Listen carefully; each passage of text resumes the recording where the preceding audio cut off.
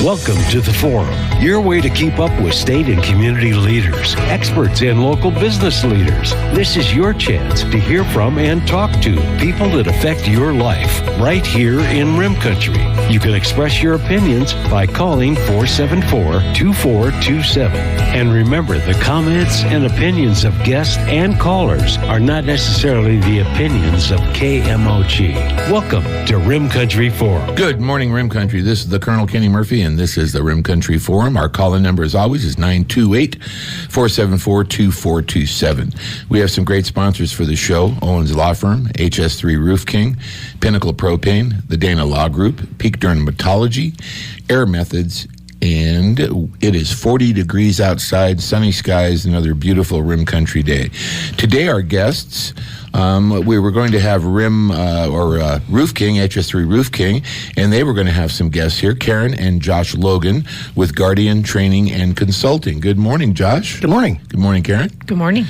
And you guys are former law enforcement officers in varying capacities, interesting backgrounds, but you do concealed carry training, firearms training, first aid, and a bunch of other stuff, and we're going to get into that. So, Karen, tell me about your background. You have a fascinating background. Where are you from, and where'd you grow up, and your high school sweetheart, and your school colors? Oh, wow. That's a lot. So I grew up in Chicago, on the south side of Chicago, daughter to a cop. And I was the first one in my family to go away to college, so I thought I was going to be a big advertising executive in downtown Chicago, and I tried that for about 3 months, and I realized I didn't like sitting in a cubicle all day. So like most kids in the big city, we follow in our parents' footsteps. It's a blue-collar town with a lot of cops and firemen and union workers, plumbers, electricians. You're like second, third, like fourth generation police officers there, right? That's right. Yeah, you have a lot of kids really that follow in their parents' footsteps. So I did that, and I took the police test. I scored well, and I asked my dad for his blessing, and he said, hey, you know, I've known you your whole life, obviously, and you're not afraid of anything, and I think you would love it. I don't want you in harm's way, but I think you should try it, and if you do well, great. You might be the next superintendent. If not, then you try something else. So I got his blessing, and I did that for 10 years. I ran around the streets of Chicago and had fun. And after 9/11, I decided I wanted to do something bigger, better, more. And so I applied for the Air Marshal Service, and they pulled me in right away, and off I went. And I started in New York, went to the Miami field office, back to Chicago. Did that for a total of 10 years, and then I retired due to some complications from breast cancer, and all is well now. But, you know, when you're in law enforcement, they have pretty strict rules with your physical capabilities, and I just didn't meet their qualifications at that point, so I retired and moved out to Arizona. Oh, well, what an amazing career, though. I mean, I'm in Chicago. Of course, there's no crime in Chicago. There's no problem there, right? So did you do the streets, or did you do detective work? What kind of work did you do in Chicago? I worked the streets for about 5 years, and then I took a test to join the Marine unit, which is like our harbor patrol, because we have Lake Michigan right there, about 30 miles of lakefront. And I tried out for that. I had scuba diving experience and boating experience, and I guess I did well on the interview, and they pulled me in a couple years later. It took a while to get to that unit, but I worked there for 4 years, and that's during 9/11. You know, I was kind of patrolling the waterfront, and we have a big filtration plant there, which houses a lot of chlorine, and so that was a big target that we kind of had to keep an eye on. Sure. So I did that, and like I said, I just wanted to do something bigger, better, more, and I did something unthinkable, and I left after 10 years. I was vested in the pension system, so I left and went to New York and flew around the world, and it was great. I loved every aspect. Well, you got to see the world, I bet. I got to see the world. I got to go to countries that I otherwise never would have gone to. You know, examples would be like Istanbul, Turkey, and India, the places that you normally wouldn't, go to on family vacations. And it was great. I absolutely loved it. And because of my Chicago PD experience, they pulled me into the training division where I was able to use my prior experience and teach, the newbies that came in and qualify the the air marshals that were already there. So it was great because I got a break from flying, which is another, it's fun and it's great to go out of these countries, but it also is kind of a grueling schedule. Well, there's always something every day on the internet of some nut on an airplane doing some crazy crap. So it's like, that had to be wild. Yes, it's getting crazier, I think. It was kind of calm there after 9/11. It's funny because you think like it was just yesterday, but what's it, 20-something years ago now? 23, 25, yeah, 24. So it's interesting to see all the stories for sure. And Josh, you have an equally interesting background. Started out with the Air Force, right? And Yeah. So actually raised in Southeast Ohio on a 60-acre horse farm. So, there you go. So when people are like, what's with the boots? Is it a Yellowstone thing? I'm like, no, I actually rode horses, shot horses, muck stalls. And if you don't know what that means, watch more Yellowstone. So my dad was a country music radio DJ. That's, it started at WHIM and in Providence, Rhode Island. I grew up in one of these DJ stations. I was the little kid in the corner. My dad, holy crap, you got a turntable right there. That's where my dad started, literally spinning records. And then moved to Southeast Ohio and then came out to Arizona because of the white stuff that falls from the sky, commonly referred to as snow. And you both came from cold country, boy. Yes, yeah. And then joined the Air Force. I wanted to be an F-15 pilot. That's what I wanted to be. So I went to ASU and realized I suck hardcore at math. Like, don't ask me to do public math. And joined the Air Force to go see the world, like kind of like Karen, like, Europe and Asia, and got sent to Minot, North Dakota. Yeah. And saw more white stuff than I've ever wanted in my entire life.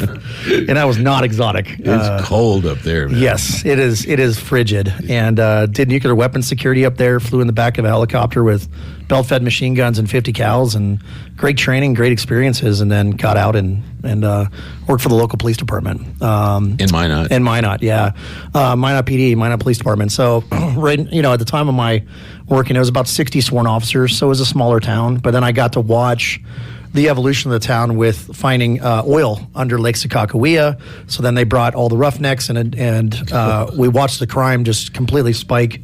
And then in 2011, we had a century flood and destroyed the town, Katrina style. Just decimated the town. So I watched, the federal government coming in, FEMA, and all this, lack of better terms, mismanagement of of emergency services.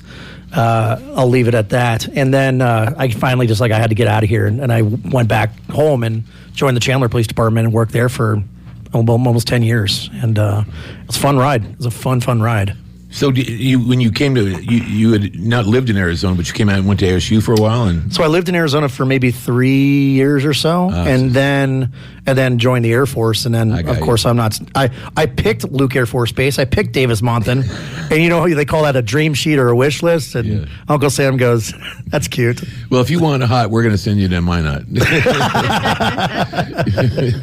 Yeah, oh my goodness. It's been a fun ride. Well, Chandler's got a pretty good police department. They were a growing city over the years. I remember when I was a kid, you'd drive way the heck out there. It'd be farmland between Phoenix and there, but now you can't tell where one starts and the other ends, right? No, I mean it's a huge bustling city now with Intel and Orbital, and some of the leading tech companies are landing in Chandler. Even the downtown area. When I started as a baby cop, that was pretty gang-ridden area. I mean, it was like you're talking Mexican mafia dudes, you're talking Serenos and big pipe-hitting gangs, and now it's like gentrified. It's we affectionately called it South Old Town, right? Wow. You have Old Town Scottsdale is like South Old Town, and it's completely gentrified and it's changed. But that's good. But it's it used to be farmlands and gang members, and now it's yuppies. It's all grown up. Yeah, all grown up. Yeah. So you guys, when did you guys meet? Yeah, so we met. I was it 2016, babe? 2016. I should probably remember this. 2017. Yeah, I should probably remember this. I should ask Karen all the details about that. I know I have the right to remain silent on that one. I'm going to use it. So I think it was 2016, 2017. We met at a local gun range. I was teaching at a local gun range. I was still a cop. And I've been teaching there for probably 5-6 years on my days off. Mm-hmm. I was teaching concealed carry classes, pistol classes, rifle classes, and they announced that, hey, we got this new female instructor coming in, recently single, and I said, okay, well, let's see your background. And then they tell her background. I'm like, that's impressive, the resume. And then I see the photo, and I'm like, she looks good, and she is good.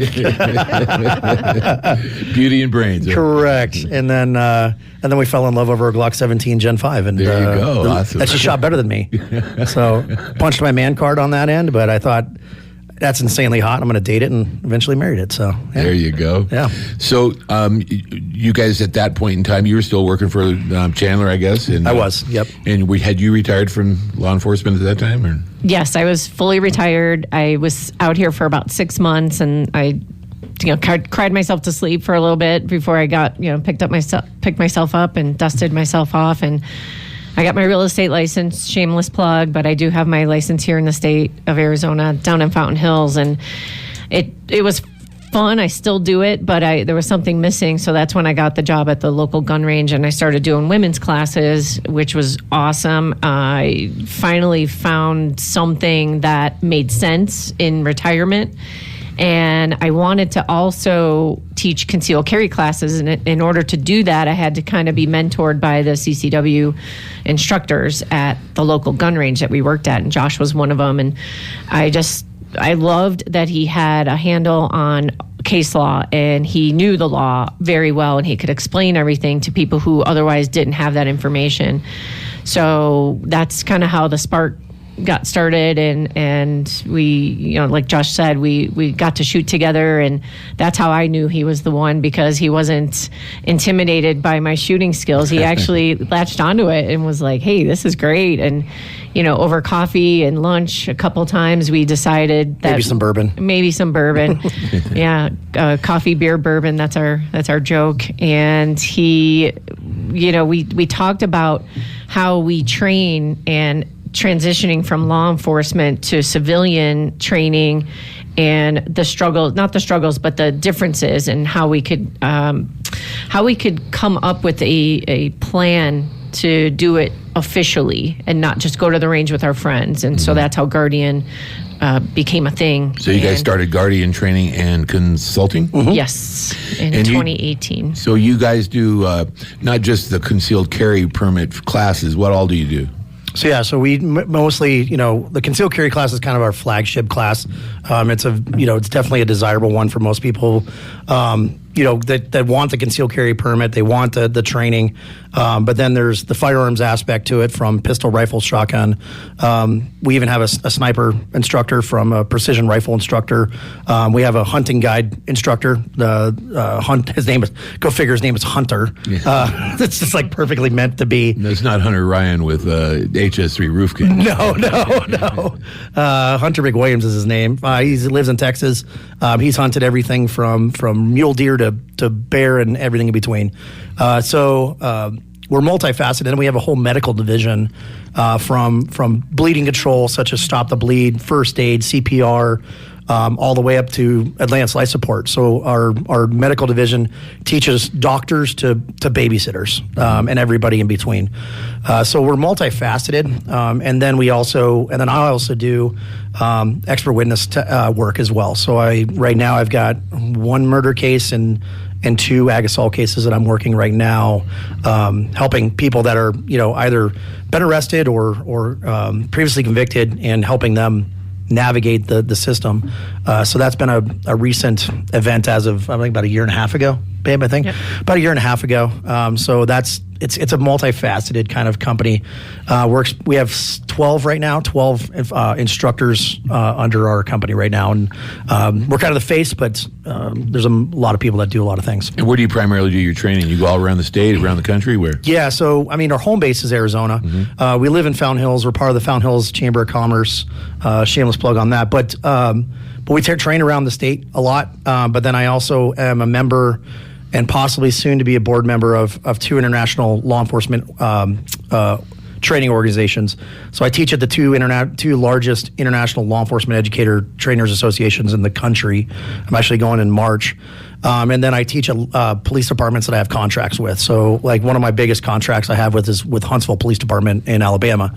And so I go down there typically 2 to 3 times a year and help from patrol guys to that are we call our usual suspects, the ones that can't qualify and have difficulty. I come and work with them all the way up to their SWAT team members. So this March, we're doing a 3-day sniper school, urban interdiction school. And at the same time, so my sniper instructor, Mark Spicer, is doing that. And then while he's doing that, I'm doing a 4-day, well, each one day, but for 4 days, I'm doing a pistol and rifle class for them. All right. We have Josh and Karen Logan from Guardian Training and Consulting. And straight ahead, I'm going to be asking them some questions about what you do in training and the decision to actually use a weapon. 48 degrees under sunny skies. It's about 23 after the hour, and we have Josh and Karen Turner here, Logan here, I'm sorry, from Guardian Training and Consulting. Phone lines are open at 928-474-2427. So, anybody can learn to shoot a weapon. And, I was in the Army for 27 years, and I fired everything the Army had at one time or another. But that decision to use a weapon, that is the hard part. And I know that in law enforcement, that it's a split-second thing to use deadly force. And I'm sure that that's one of the things you go over. How do you teach that? Yeah, so it's a multi kind of step process. I kind of break down that world. Let's just call it for what it is, gunfighting, right? Into 3 processes. The first one is the knowledge transfer, which is our concealed carry class. So the Arizona concealed carry course is more of a law and legal lecture.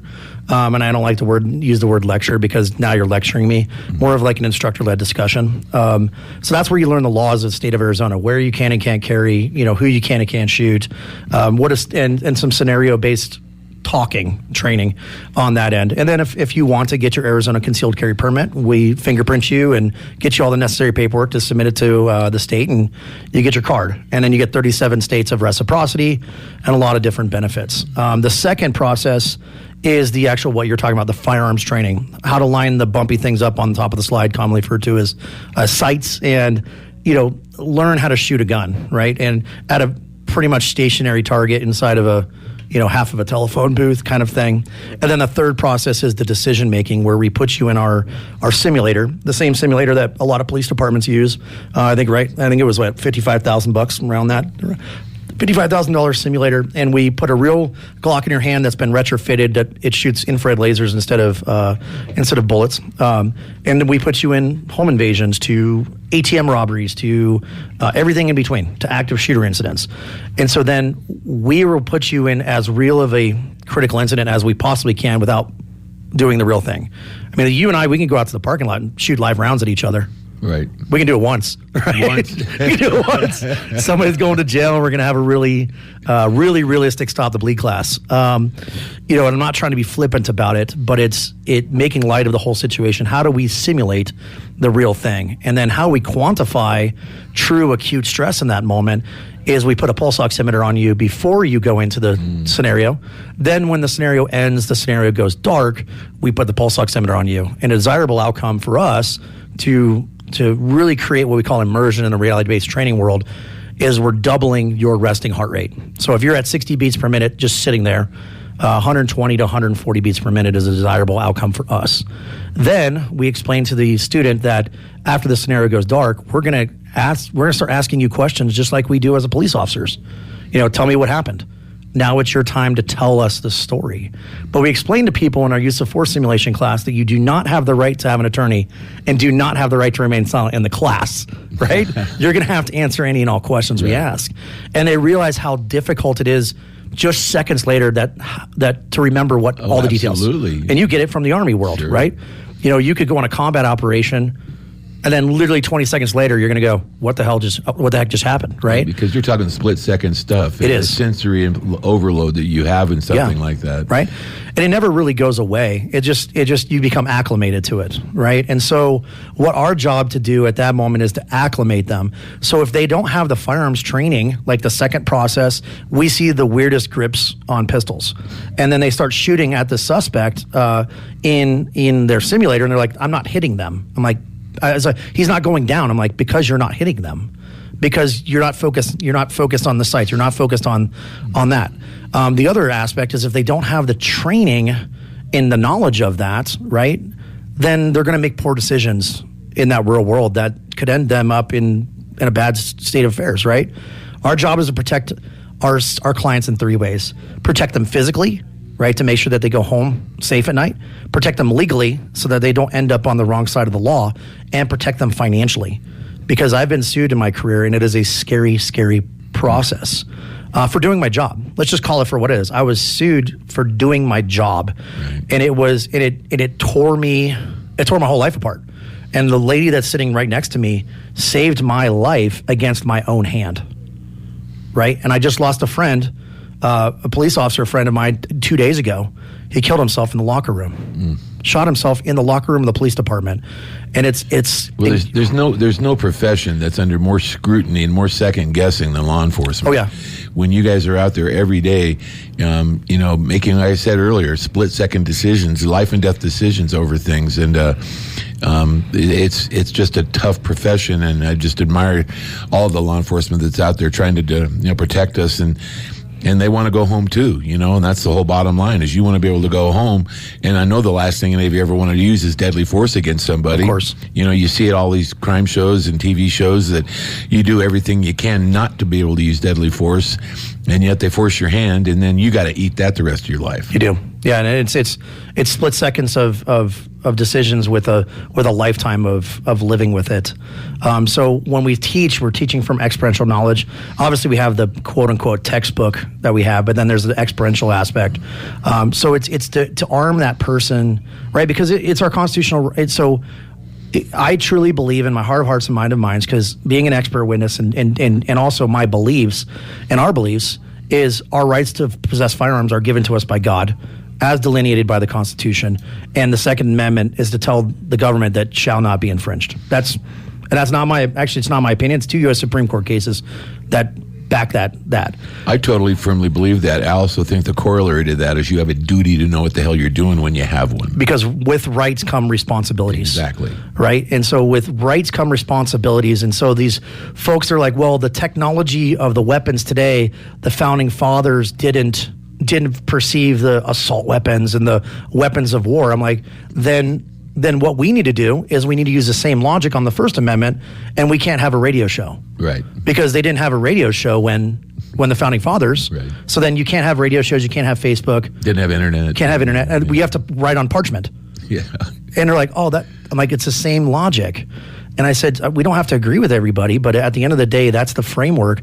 But like you said, you have a duty and you have a responsibility to be a responsible gun owner, and that's what we do. I know, and I see a lot of guys that they proudly carry their weapon, open carry and stuff like that. I always just wonder, how much training have you had? Do you really know what you're doing?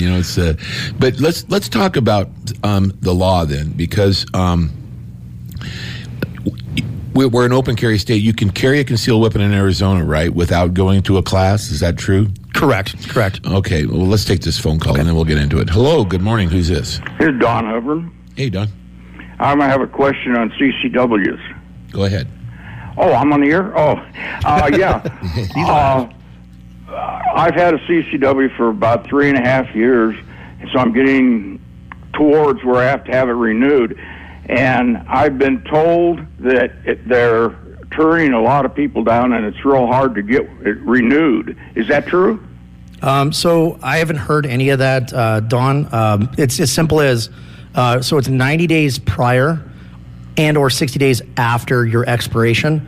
All you have to do is go on the Arizona Department of Public Safety's website and fill out. So now it's completely online. It used to be paper, but you just go online and fill out the renewal application within that time frame, and then they'll charge you $43 for the renewal. You don't have to do fingerprints, don't have to do the class. Just remit the renewal application, the $43 online, and then about 6 to 8 weeks, give or take. Don't quote me. We're talking about the government here.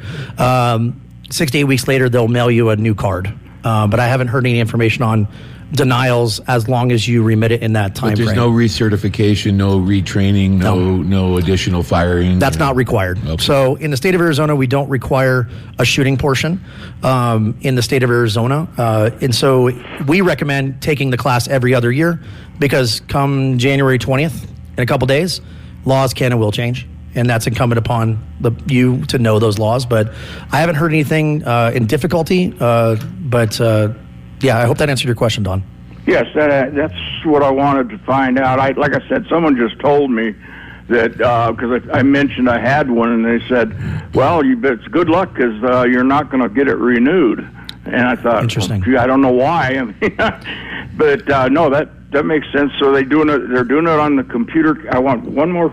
Could you repeat their website on there? If you Google AZDPS.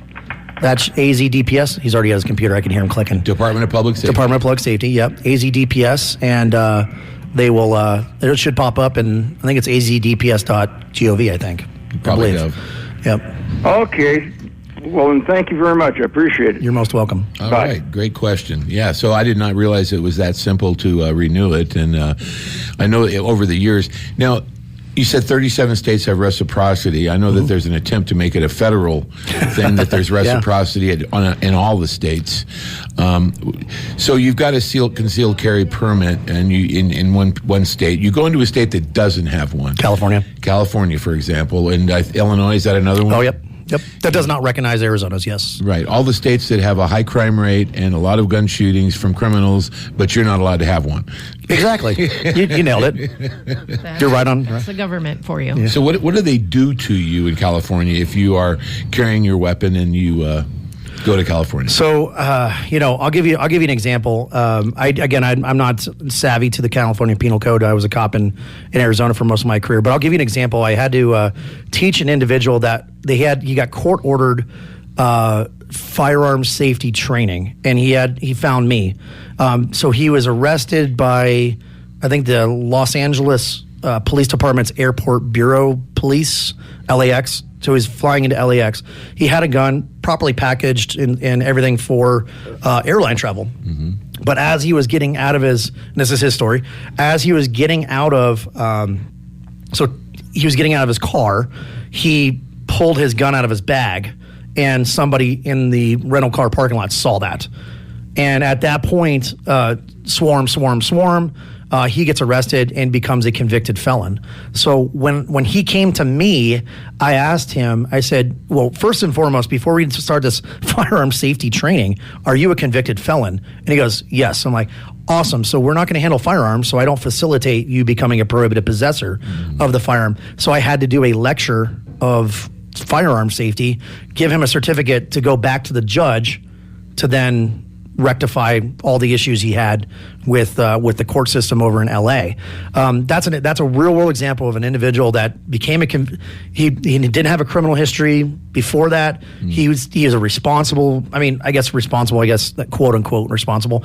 He was a good kid. I mean, he's 20 something years old, and he caught a felony charge because of that. It wasn't like he was trying to intentionally commit a crime. No, it was a mistake. It was a boneheaded move. And something that I would say is we're not above that. Sure. We're right? humans, right? Right, we're humans, right? But it's a life-altering experience. And he's just like, this is totally unfair. And I'm like, my opinion is a moot. Your and I's opinion is moot on that end. But it's unfortunate that he had to go through the rigmarole. He had to pay me money. He had to pay the course money to try to rectify the whole situation. Good grief. So that's an example of doing something in that world, right? Like Karen and I, we can carry in all 50 states because we're retired law enforcement. But because of the federal law that protects retired law enforcement officers. But yeah, 37 states and a majority of the West Coast. I mean, from Washington down to California and Hawaii. Forget about it. Unbelievable. Forget about it. All right, we have Josh and Karen Logan here from Guardian Training and Consulting. They do firearms training, do criminal defense stuff if you've been dealing with problems and all kinds of other things. So straight ahead, we'll take your phone calls and we'll ask them some questions about more of their training. 21 minutes before the hour, and it's 48 degrees still out there on a sunny day, and we have a caller. Good morning. Who's this? Good morning, guys. It's Jeff. How you doing? Morning, Jeff. Hey, I really appreciate what you guys do, and I just want to remind everybody, I was a competitive shooter in 4 disciplines for many years, and then I had to take a CCW class. And I remember the instructor placed us 10 feet in front of a full silhouette target, and when he clapped his hands, he said, "Pull your gun out as fast as you can and shoot at the target." And I fancied myself as a gun handler, and I did not hit the target. And so people like, no matter your skill, getting training through somebody like you for the action time shooting is vital, because a lot of hapless shooters out there don't understand that emotionally, if you're forced to shoot somebody at close range, it's not easy, and it takes a lot of skill and reaction time training. So I just wanted to. Well, we see all the time on TV where the police department shot 752 times and hit the guy twice, right? Sure. Shooting at the speed of panic. That's what that is. To pull your weapon out quickly, and people forget to aim and take time to fire. And I'm sure that's something you train people to do. Yes, sir. And when you're in a self-survival situation, unless you receive some training, you're going to fail badly and be on the wrong end. Well, and it's not just training. It's you get a CCW 5 years ago and you haven't shot your weapon except maybe at the range. A couple of times doesn't make you're going to be able to handle a. Yeah, you're not the Wyatt Earp you think you are. Well, and again, you can buy a guitar, but it doesn't make you a guitarist. Right? Barrett Jackson's going on soon. It's like this. You have guys that have more money than common sense, and they buy a Ferrari race car. It don't make them Lewis Hamilton, the Formula One driver. No. Right? And No. it's no disrespect, but you're a competition shooter with multiple disciplines, and it's a totally different proposition. And I even won occasionally. So. Sure. But thank you for that. I appreciate that. Hey, no problem. And thanks for what you guys do. Thank you, sir. Thanks, Jeff. Appreciate it. So you don't have to have a concealed carry permit in Arizona, but what are the advantages of doing it? Why should someone go ahead and do the training, even though it's not necessarily a legal requirement that you can do open carry or you can do concealed carry in Arizona? That's a question I always get, especially on Facebook when we announce our concealed carry permit classes. You always get the one guy, "Well, I don't need a permit to carry a gun." And I'm like, you're absolutely right. So why should I take your class? Well, I'm not here to convince you. You can either take it or not. But the first thing is, God forbid you learn something. And so even our instructors who are experts in their field, they prescribe to a concept of always a student and sometimes a teacher. Learning is a lifelong thing. Absolutely. You understand that as a colonel. You understood that as in professional development. You graduate from your college, you get your commission, and then you're done with training, right? No, right? So that's the first and foremost. And a lot of the concealed carry class is debunking myths. We have more information at our fingertips than ever before, and not all of it, here's the key word, the big F word, and it's okay with the FCC. It's not all factual, no. Right? I've heard this from somebody else, or a police officer told me, and I spent an inordinate amount of time dispelling those myths. The second thing is... But if you got a mouse and a Google, you're an expert. Oh, forget it, right? I mean, you got a Facebook page or a YouTube channel, you're an expert, right? And so, the learning aspect. Then the second aspect is the 37 states of reciprocity. So there are 27 states that are constitutional carry in the United States. We just passed over 50%. So 27 of those are constitutional carry. So the other 10, you get to carry a concealed weapon. So if you're traveling, RVing, you're hunting, you're whatever the case may be, you get those states. And then the last one is if you go to your local gun shop in the state of Arizona, you present your driver's license and your concealed carry permit. That transaction is about 10 minutes. Mm-hmm. So the concealed carry permit serves in lieu of your instant background check right there. Oh, that's good. And so it's a quick. You still have to fill out the paperwork, yep. but the approval process is pretty quick because you've already got the. Yeah, there is no approval. It's like you have a concealed carry permit. It's active. You're good to go. Oh, that's pay the money and call it a day. All right, we have a caller. Good morning. Who's this? Kenny and Guess. Hey, this is Rod. I like the part, Kenny, where you said you can buy a guitar, but it doesn't make you a guitar player. That's right. I've got a lot of guitars. You play very well. Hey, weapons and guitars because they hold their value. True. Hey, quick question. If you're in the business of people that shoot and et cetera, they have accurate data on every time in public somebody pulls a weapon and fires a shot. So a lot of these people who pull a weapon and fire a shot, they're probably criminals. Some aren't criminals, but they don't have a permit or whatever. But is there accurate data on taking a CCW class? These people are in, 90% did it correctly. They did it as they were trained. They didn't hesitate, and they were accurate. You see where I'm coming from? Yeah. I'm picking up what you're dropping. Yep.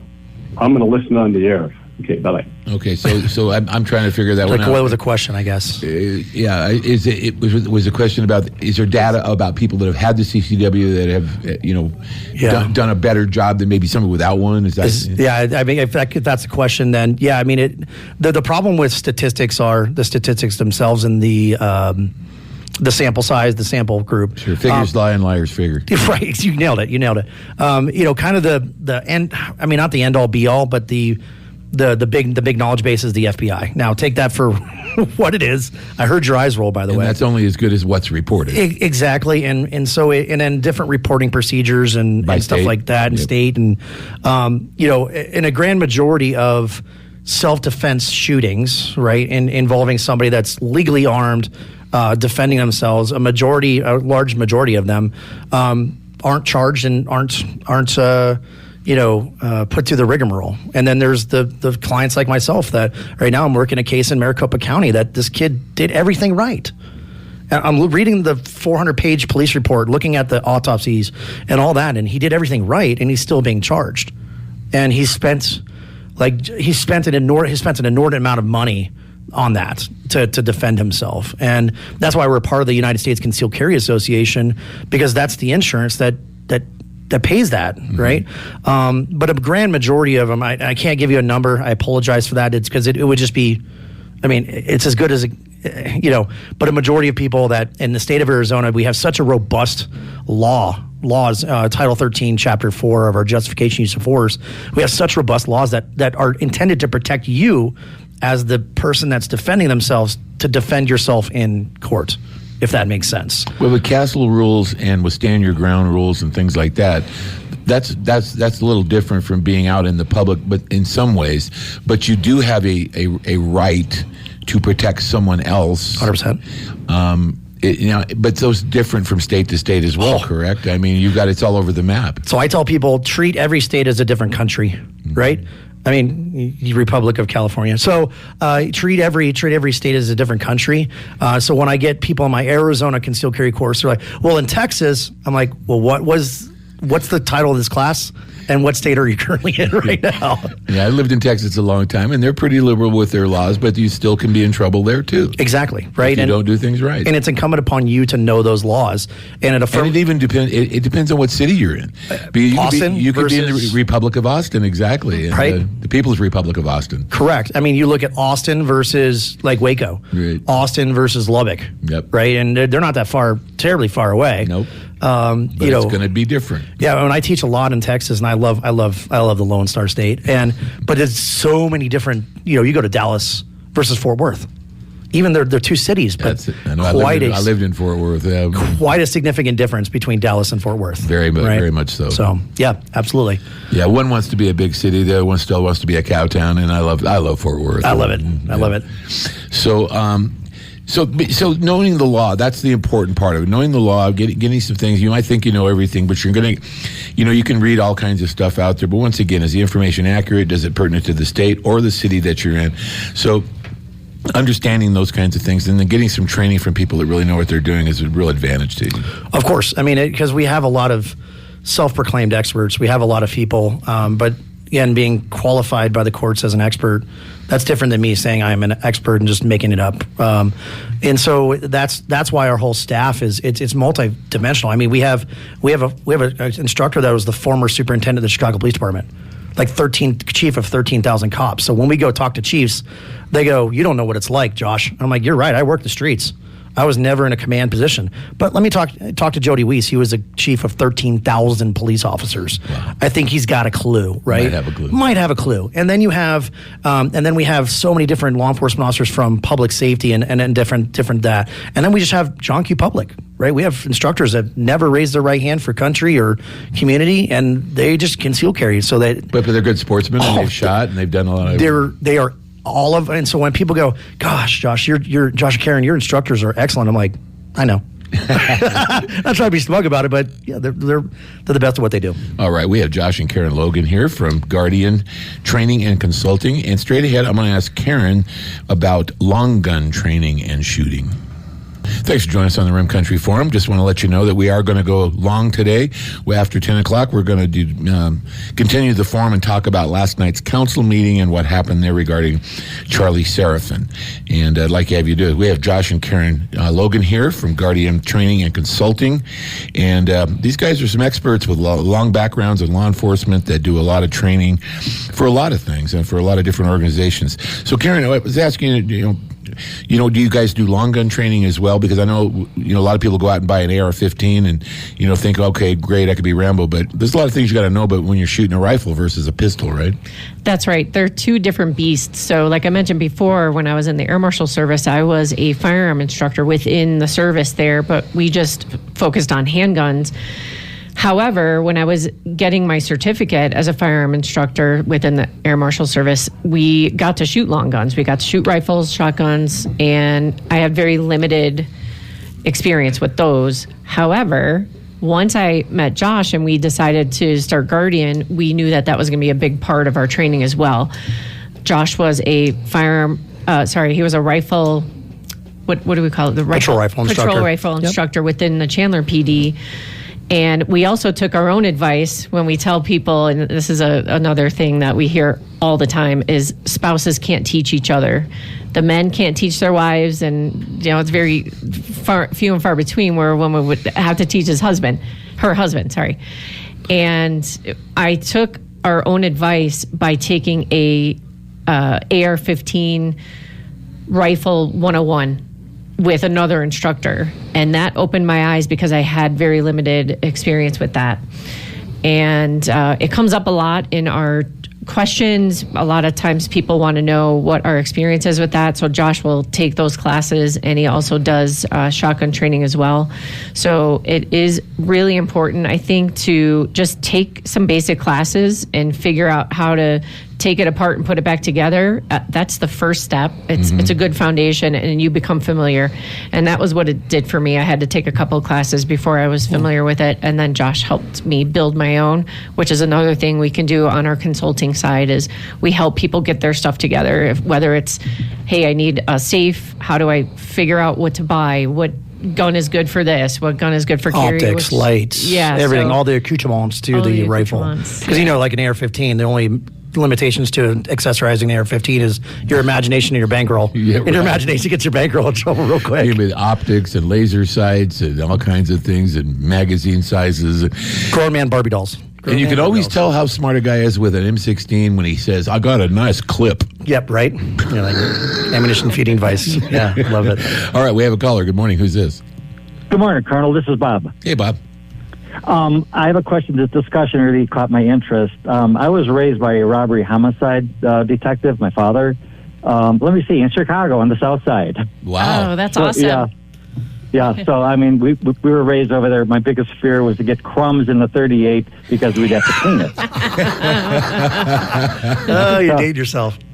Yeah, I did. But it's just my interest is more in the legal aspect of this. I'm not interested in the concealed carry. Can I take your course without completing that? Yeah, so you can take the class just for knowledge purposes. So we have people that are like, I just want to get knowledge. I don't want to submit the fingerprints. That's fine. We've even had 18-year-olds that can't get their concealed carry permit because they have to be 21. Like, you can attend the class. We've even had 16. Yeah, you have to join the military to be able to get a weapon at 18. Correct. You can get it at 19 if you're honorably discharged or still in the military. But we've even had 16-year-olds. But I just have to explain to the parents that, listen, this is an adult topic. We're talking about potentially taking the life of another person. And if that's okay with you as a parent, I'm not going to tell you what's good or bad, but you can't tell me like, oh, your language is too coarse. It's like I gave you the fair warning, so you don't have to do that. So Okay. We also recommend that, especially with the men, to bring your spouse. They may not want to carry, they may not want anything to do with guns, but it's really good, I think, for both partners to be on the same page. So that possibly because the one wife may not want that gun in the house or not feel comfortable, and so it would help them with that, overcome that maybe. Correct. And Yes, we're both, we owned a hunting lodge. So, great. we went through a lot of people that really shouldn't be having a gun. So I mean, we both shoot. We're over there, but again, it's more the legal aspect of things have changed over there. Again, I am dating myself. My father says you can grow up and die without having your fingerprints taken. You're a good boy. Sure. So, but yes, if you could leave your information and maybe possibly the cost it would be and where you have it. Yeah, so our concealed carry class, everything out the door is $75. So that includes fingerprinting and all the paperwork. So there's other trainers that kind of do the, lack of better terms, a Spirit Airlines model, where they kind of a la carte. Yeah, ours, a la carte. Ours is like everything out the door. It's a 4-hour class. Our website is readytoday.org. That's our website, readytoday.org. We're going to be doing so we're just going to be starting classes here in Payson. We're looking for a good venue to do the concealed carry classes. When it comes to the law and legal, there's no requirement to shoot or anything like that. So American Legion's got a nice place. Being a Legionnaire myself, and the American Legion's a great, awesome. We did one in the Fountain Hills one, and it was a great venue. So we'll be releasing classes up here, and that's why we came up here. And what about phone number? So it's 480-331-4192. Now, I recommend texting at that number than calling because the amount of spam phone calls I get. So shoot me a text. Shoot me a text, and I'll answer it from there. And that's 480-331-4192. Yes, sir. Go ahead, sir. Thank you for that info, and hey, you guys sound good, like old kindred souls over here. But yeah, thank you. Thank you. All right. Bye-bye. Robbery, homicide in South Chicago. They're using an old 38. I remember watching the video of the L.A. Police Department when they were in the big gunfight there with the guys that had automatic weapons, and they were shooting 38s. February 28th, 1997. Yep. It changed kind of law enforcement at that time. It was a horrible day for them, man. So we got a couple of minutes left. So some final thoughts? Any other information you'd like to put out to folks? And yeah, I mean, the biggest thing is we're going to be releasing classes here. We're still trying to find a range up here. So if anybody wants to contact us, and if they have a range facility that we can use or whatever the case may be. Well, we have the Jim Jones shooting range. That kind of fell through. You did? Yeah. So unfortunately, because of their requirements per their contract, I emailed them that's not an option. Oh, really? It's unfortunate. That's too bad. I thought that was a... Yeah, it's because of a commercial. Because we're not, we could be members. Karen and I could be members, but to do compensated courses, that's not an option. So, well, I don't know if anybody else has got an organized shooting range up here, but maybe they do. Karen, go ahead.